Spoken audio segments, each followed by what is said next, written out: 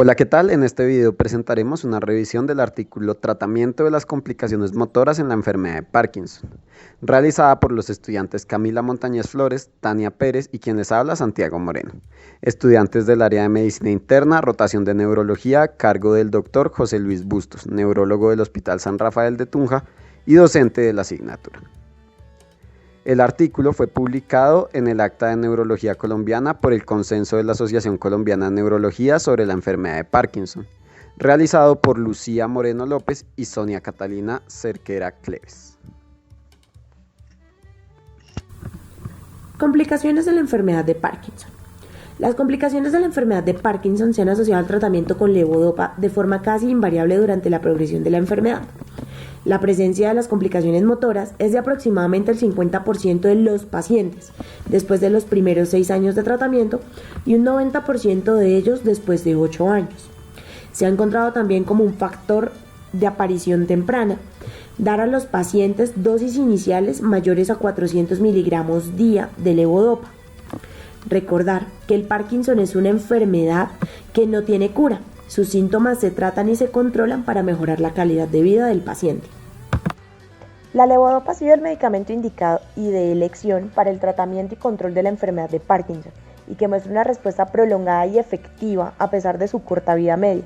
Esto se debe a que el sistema nigroestriado mantiene su capacidad de convertir la levodopa en dopamina y almacenarla en las vesículas presinápticas, controlando así los síntomas de la enfermedad con solo 3 tomas diarias del medicamento. El tratamiento del Parkinson se va a dividir en 2 estados. Un estado que vamos a llamar ON y un estado OFF. El estado ON es cuando el paciente se encuentra con mejoría de los síntomas gracias a la terapia dopaminérgica. Y el estado OFF es la reaparición de los síntomas parkinsonianos cuando el efecto de la medicación disminuye o se acaba. Las complicaciones motoras se van a dividir en 2 grandes grupos: las fluctuaciones motoras y las disinesias. La diferencia entre ellas es que van a comportarse como una escalera de síntomas que van apareciendo a medida que se avanza en el tratamiento de la enfermedad. Primero, se presentan las fluctuaciones motoras, que se van a dividir en 6 pequeñas fases. El deterioro de fin de dosis, que es una disminución predecible en el tiempo ON y que cada vez se reduce más, llegando a acompañarse de asinesia matutina debido al prolongado tiempo que se ha estado sin medicamento. Los OFF impredecibles o súbitos, que no se relacionan con el medicamento y son desencadenados por estrés emocional.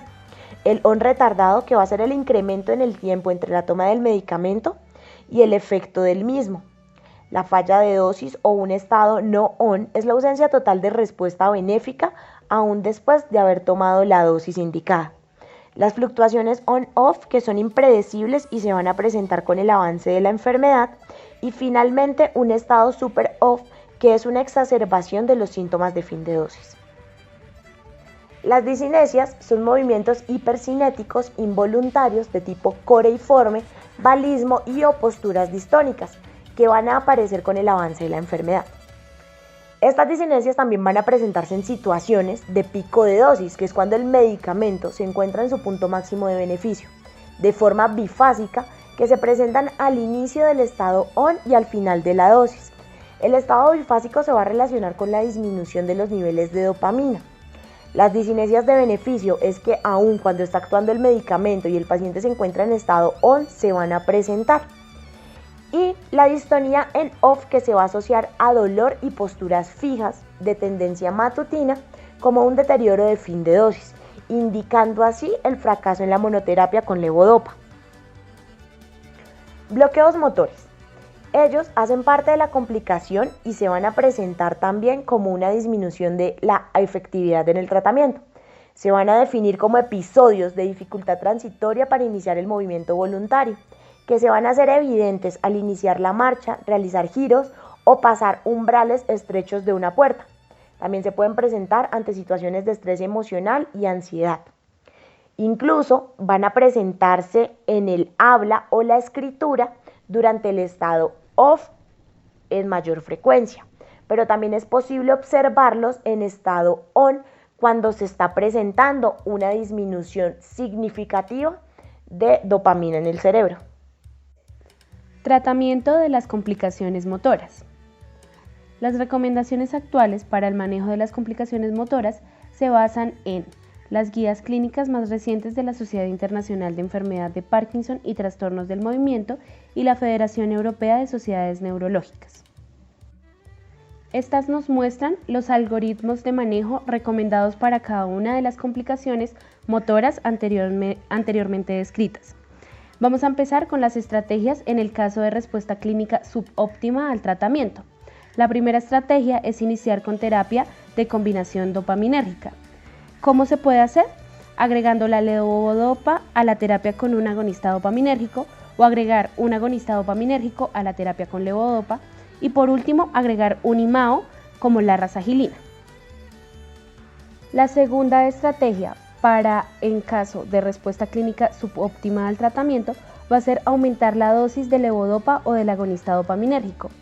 La tercera va a ser adicionar un inhibidor de la catecol-ortometiltransferasa al manejo con levodopa o un cambio de levodopa más inhibidor de la dopa descarboxilasa por una dosis equivalente o mayor de levodopa, carbidopa o entacapone.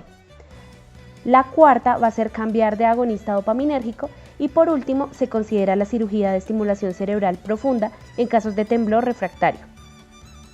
Ahora pasamos a las estrategias de manejo para el deterioro de fin de dosis. La primera estrategia va a ser iniciar terapia con combinación dopaminérgica. ¿Cómo? Agregando un inhibidor de la monoaminoxidasa como la razagilina o la safinamida. También se puede agregar agonistas dopaminérgicos a la terapia con levodopa y aumentar progresivamente según la evolución hasta la dosis máxima tolerada. Y por último, se puede hacer un cambio de razagilina por safinamida. La siguiente estrategia va a ser aumentar la dosis o la frecuencia de la levodopa.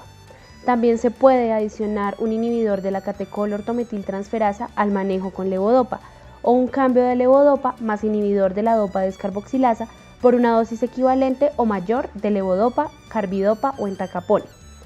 Se considera la apomorfina intermitente y por último también consideramos la cirugía de estimulación cerebral profunda o bombas de infusión continua con apomorfina.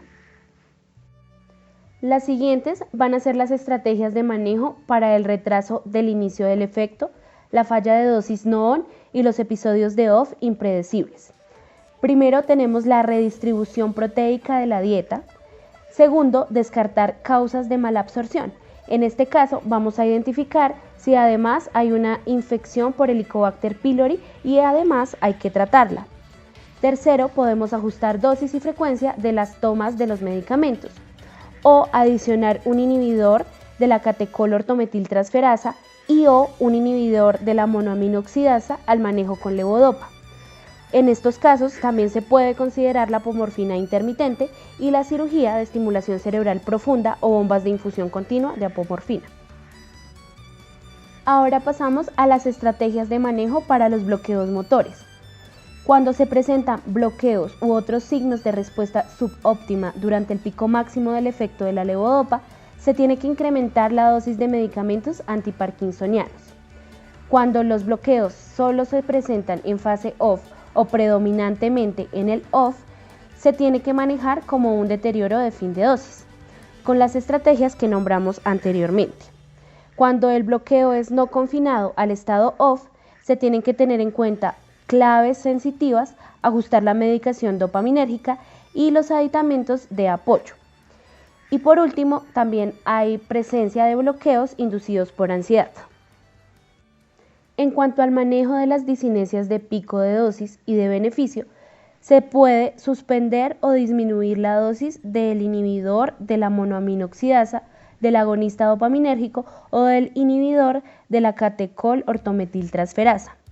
También se puede cambiar de inhibidor de la monoaminoxidasa. Si el paciente tiene razagilina, se puede cambiar por safinamida. También disminuir la dosis de levodopa por toma o considerar antidiscinéticos como la amantadina o la clozapina. Y por último, considerar la cirugía de estimulación cerebral profunda o terapias de infusión continua con apomorfina. Para el manejo de las discinesias bifásicas tenemos 5 estrategias. La primera va a ser aumentar la dosis del agonista dopaminérgico. La segunda, adicionar un inhibidor de la monoaminoxidasa como la razagilina o la safinamida. Se puede también plantear el uso de un inhibidor de la catecolor-tometiltransferasa o aumentar la dosis por toma y o frecuencia de levodopa, y por último, considerar la cirugía de estimulación cerebral profunda. Bueno, por último en el artículo se habla sobre las terapias avanzadas para el manejo de la enfermedad de Parkinson, donde se dan dos principales alternativas, una farmacológica con el uso de la apomorfina y la segunda, una terapia de cirugía funcional del Parkinson. Bueno, como primera medida vamos a hablar sobre la apomorfina subcutánea, que es un agonista dopaminérgico derivado de la morfina, que a pesar de tener este origen no posee efectos ni analgésicos ni sedantes. Este medicamento se usa hace 25 años aproximadamente para el tratamiento del Parkinson y viene en presentaciones de bomba de infusión continua, que es la que podemos ver aquí en la imagen, o para inyecciones intermitentes. Más adelante vamos a ver en qué casos podemos dar las inyecciones intermitentes y en qué casos podemos dar la bomba de infusión continua. Es importante saber que su dosis es diferente para cada persona y su dosificación debe hacerse en consulta mediante el test de la apomorfina, del cual hablaremos más adelante. En cuanto al protocolo para el inicio de apomorfina intermitente, debemos tener en cuenta varios ítems. El primero va a ser la evaluación del paciente, donde vamos a tener 5 principales criterios de inclusión. Entre ellos va a estar la buena respuesta a la levodopa, los periodos repetidos de OFF a pesar del manejo optimizado con terapia convencional, descartar demencia moderada o severa, tener cuadro hemático, prueba de Coombs y electrocardiograma previos con resultados normales, tener una buena red de apoyo familiar y social. El segundo ítem que se tiene en cuenta va a ser la programación y qué se debe tener en cuenta para el día del test. Los requisitos para el inicio de la terapia van a ser la iniciación de domperidona 10 miligramos cada 8 horas 3 días antes. El día del test se debe administrar 20 miligramos de domperidona 1 hora antes y el paciente debe suspender la levodopa 6 horas antes o cualquier agonista dopaminérgico de liberación extendida 24 horas antes para evitar el sesgo en las pruebas que se realizarán posteriormente. El tercer ítem que se tiene en cuenta para el protocolo para el inicio de la apomorfina intermitente es como tal la iniciación del test y los pasos que se deben tener en cuenta para este. Lo primero que debemos hacer es evaluar el estado motor OFF con escalas validadas en el país. Posteriormente se puede iniciar con dosis de 1 a 1.5 miligramos subcutáneos de apomorfina esperando respuesta motora y observando hasta por 30 minutos. Se debe evaluar la función motora cada 30 minutos después de la administración con las mismas escalas que mencionamos al principio. Las inyecciones se deben administrar en la parte inferior de la pared abdominal, pero también se pueden en región de muslos, brazos e incluso en hombros. La titulación se debe hacer con incrementos de 1 a 1.5 miligramos adicionales cada 40 a 50 minutos, esperando una respuesta positiva. Si a la dosis de 7 miligramos no hay ningún grado de respuesta, se considera negativa la prueba y se detiene el test. Si existe algún grado de respuesta positiva, se puede maximizar llegando hasta los 10 miligramos. Luego de identificar la dosis óptima, se debe realizar la prescripción y recomendar al paciente un seguimiento con un diario de las fluctuaciones motoras para validar el número de dosis determinadas. En cuanto al protocolo para el inicio de la apomorfina de infusión continua, debemos también tener en cuenta diferentes ítems. El primero va a ser la evaluación del paciente, donde vamos a encontrar los criterios de inclusión, como lo son la buena respuesta a la levodopa, la alta frecuencia de rescate con el lápiz de apomorfina, lo que quiere decir que el paciente empieza a experimentar síntomas y se ve obligado a aplicarse una dosis de apomorfina que no está indicada. Periodos de OFF prolongados e impredecibles, disquinesias de pico de alta dosis, o también puede ser alternativa a terapias invasivas en los casos que hay contraindicación para alguna de ellas. Otro criterio es la alteración de la absorción gástrica que impide la administración de levodopa oral. Y los últimos son los mismos de la diapositiva anterior: descartar demencia moderada a severa, cuadro hemático, Coombs y electrocardiograma previos y buena red de apoyo familiar y social. Para programar el día de la aplicación se deben tener requisitos de inicio de terapia similares a los vistos en el anterior tratamiento. Se debe iniciar domperidona 10 miligramos cada 8 horas 3 días antes y mantener por 7 días posterior al tratamiento. Además, se recomienda que el día del inicio de la terapia se administren 20 miligramos de domperidona 1 hora antes. Y el día del inicio de la terapia se debe administrar la mitad de la dosis de levodopa habitual. Para la iniciación de la terapia se recomienda que se puede hacer intrahospitalariamente o de forma ambulatoria, pero en el caso de ser ambulatoria se recomienda que el ascenso de la dosis se haga más lenta.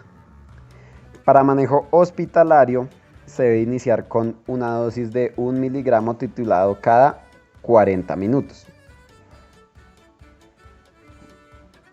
Para el manejo ambulatorio se recomienda iniciar con una dosis de infusión de 1 miligramo cada hora con incremento de 1 miligramo al día en la infusión hasta obtener la respuesta. Otras recomendaciones que se hacen es que la duración de la infusión se programe el tiempo que va a estar despierto el paciente, que es aproximadamente de 16 horas, aunque en algunos pacientes puede ser necesario que la infusión dure las 24 horas del día. Se recomienda descontinuar previamente de manera progresiva tanto los antagonistas dopaminérgicos como los IMAO, los ICOMT y la levodopa. Por último, se recomiendan controles de seguimiento cada 7 días desde el día del tratamiento. En cuanto a la cirugía funcional, se recomienda la terapia de estimulación cerebral. Esta ha sido aprobada en múltiples países de la Unión Europea, en Estados Unidos y en Colombia. Para esta terapia se requiere una selección estricta con un grupo multidisciplinario conformado por profesionales como neurólogos, neurocirujanos, psiquiatras y neuropsicólogos, ya que se cree que 30% de los fracasos de esta terapia se da por una selección inadecuada de los participantes. Tiene un nivel de recomendación A y los mejores resultados se han visto en pacientes que tengan excelente respuesta a la levodopa, que sean jóvenes, que no tengan ningún compromiso cognitivo o tengan un compromiso cognitivo leve y que tengan ausencia de compromisos psiquiátricos o tengan sus compromisos psiquiátricos bien controlados mediante medicación. En cuanto a la evaluación del paciente que aspira a la cirugía funcional, debemos tener en cuenta distintos puntos. El primero va a ser el diagnóstico, donde vamos a encontrar fluctuaciones motoras y discinesias resistentes a fármacos convencionales. Otro punto importante es la edad, donde se menciona que pacientes mayores a 70 años van a tener mayor riesgo de fallecer intraoperatoriamente debido a las comorbilidades que se presentan a esta edad. Otro punto importante es la duración de la enfermedad, ya que se cree que si la enfermedad ha durado menos de 4 años, se debería buscar otras alternativas terapéuticas. La buena respuesta a la levodopa es otro factor que debemos tener en cuenta. Debemos también descartar a los pacientes con demencia y fijarnos en los pacientes que tengan enfermedades psiquiátricas, que estén bien controlados mediante fármacos y se mantengan en posterior vigilancia. Muchas gracias a todos por quedarse hasta el final del video. Esperamos haya sido de su agrado y les haya sido útil la información. No olviden suscribirse a nuestro canal, que es con fines académicos y científicos. Compartan el video y denle like. Hasta la próxima.